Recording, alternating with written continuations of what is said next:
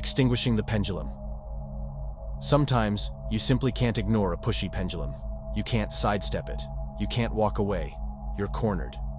I once had a friend, gentle, easygoing, but immensely strong.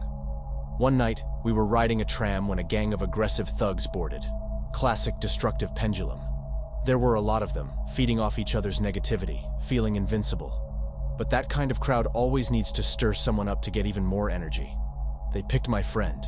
His peaceful, non-threatening face made him an easy target. They poked, mocked, insulted. He sat quietly, refusing to react. He was trying to collapse the pendulum. I didn't interfere. I knew he was in no danger, but the gang certainly was. Eventually, he stood up to leave. One of the boldest blocked his path. Without hesitation, my friend grabbed the guy by the collar and delivered a devastating blow. His face instantly turned to pulp. The others froze, shocked and horrified. My friend turned to the next guy, but he stammered, trembling, "Okay, man, okay, no more." The pendulum's energy was instantly neutralized. The gang scattered and fled the tram. Of course, not everyone can stand up for themselves like that. So what if you can't? When there's no way out, you can extinguish the pendulum by doing something completely unexpected, something no one would ever see coming. Someone once told me a story. A guy was cornered by a street gang ready to beat him up. He walked straight up to the leader, stared him down, and asked, "What do you want me to break, your nose or your jaw?" The gang leader froze. This wasn't in the script. Then the guy shouted, full of manic glee, "How about I rip your ear off?" and grabbed his ear with full force. The guy screamed. The whole gang's usual script fell apart. The leader was no longer thinking about a fight. His only concern was saving his ear. They left the guy alone, calling him crazy, but he walked away unharmed. The takeaway? When you find yourself in a situation with a predictable script, do something that breaks it.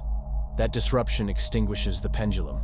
As long as you act within the expected pattern, you're playing the pendulum's game and feeding it energy. But if you act off script, your frequency falls out of sync, creating dissonance, and the pendulum loses its rhythm. That said, don't be reckless. If you're facing someone with nothing to lose, like a robber, just hand over your money.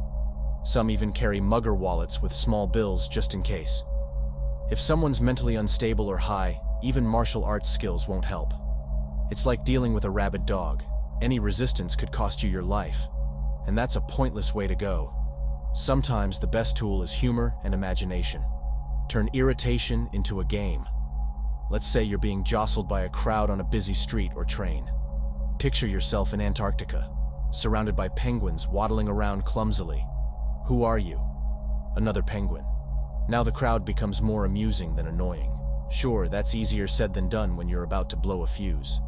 But this is exactly when you need to remember. The pendulum is provoking you to steal your energy. It uses your habitual negative reactions like anesthesia, so you don't even notice the energy drain. Even now, minutes after reading this, you might find yourself snapping at an annoying call. But if you make it your goal to form a new habit, the habit of remembering, you'll eventually build immunity to pendulum provocations. Notice what happens when something annoys you and you react with irritation or frustration. The situation usually worsens, or something else goes wrong. That's the pendulum feeding off you. You're the one swinging it harder. So try the opposite. Don't react or respond with an unexpected emotion. Meet the problem with fake enthusiasm or ridiculous joy. That's pendulum extinguishing. You'll be amazed how often the negative energy just fizzles out. Remember, your default habit of reacting negatively is the trigger. That habit weakens when you intentionally swap your reactions. Fear becomes confidence. Gloom becomes excitement. Anger becomes indifference. Irritation becomes joy. Try it, even with minor annoyances. It might feel silly, but that's the point. Pendulums taught us to play only their game. Now play yours. It'll make you smile, and it's a surprisingly powerful technique. Why? Because when your energy isn't on the pendulum's frequency, it can't latch on. It fades and lets you go. There's also a gentle method of extinguishing. If someone is bothering you, creating problems, try to see what they're missing. What do they really need? Health? Confidence? Peace of mind? Picture them with exactly that. Say your boss yelled at you. Maybe he's tired or has family trouble. Imagine him resting peacefully by a fireplace or fishing by a lake. Maybe he's under pressure from higher-ups and afraid. Then picture him skiing confidently or laughing at a party. Maybe he's just in pain. So see him healthy, swimming, biking, playing football. You don't need to know their actual interests, just visualize them fulfilled. Here's what's happening. This person shows up with a problem. You ignore the problem and refuse to enter the energy trap. Instead, you mentally offer what they're missing. Maybe your mugger just wants food or drugs. Imagine them fed and satisfied. If you can do this, the issue fades. The pendulum started swinging for a reason. It was off balance. Your energy, delivered at a stabilizing frequency, helps restore balance. Suddenly, the person's aggression dissolves into friendliness. Sound too mystical? Try it. Even if it seems like magic, the core principle is pendulum extinguishing. Someone brings a problem. You energetically fulfill it. You gave a tiny amount of energy, far less than you would have lost otherwise. You even did a good deed, helped someone in need. And they'll likely treat you more kindly in the future, without knowing why. They'll just feel comfortable around you. That's your secret.